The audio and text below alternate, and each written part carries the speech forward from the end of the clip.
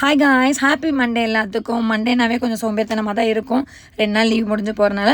But இருந்தாலும் இன்னிலேருந்து 5 நாளைக்கு எப்படி ஓட போகிறோன்னு தெரியாது. அது என்னெல்லாம் தாறுமாற தக்காளி சோறாக ஓட விட்டுருவாங்க. 5 நாள் எனக்கு சுத்தமாக எப்படி போகுதுன்னே தெரியாது.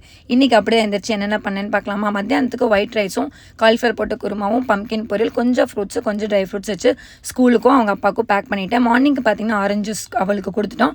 நாங்களாம் இருக்கிறத சாப்பிட்டுட்டு அப்படியே கொண்டு போய் சாணம் விட்டுட்டு வந்தாச்சு. எனக்கு கொஞ்சம் வெளியில் வேலை இருக்கிறதுனால நான் கிளம்பிட்டு இருந்தேன். அது எனக்கு பிடிச்ச பீக்காக்கோட ஸ்டெட்டு போட்டு எனக்கு பிடிச்ச ட்ரெஸ்ஸை போட்டுட்டு நான் கிளம்பிட்டேன். கீழே என் தம்பி ஆர்ன் அடிச்சுட்டே இருக்கான். அப்போ தான் நான் எனக்கு வேணுங்கிற தண்ணி, எனக்கு வேணுங்கிற ஸ்நாக்ஸ்லாம் பேக் பண்ணிருந்தேன். ரொம்ப நாள் கழிச்சு என் ஹேண்ட்பேக்கில் இந்த ஃபோட்டோ கிடச்சிது.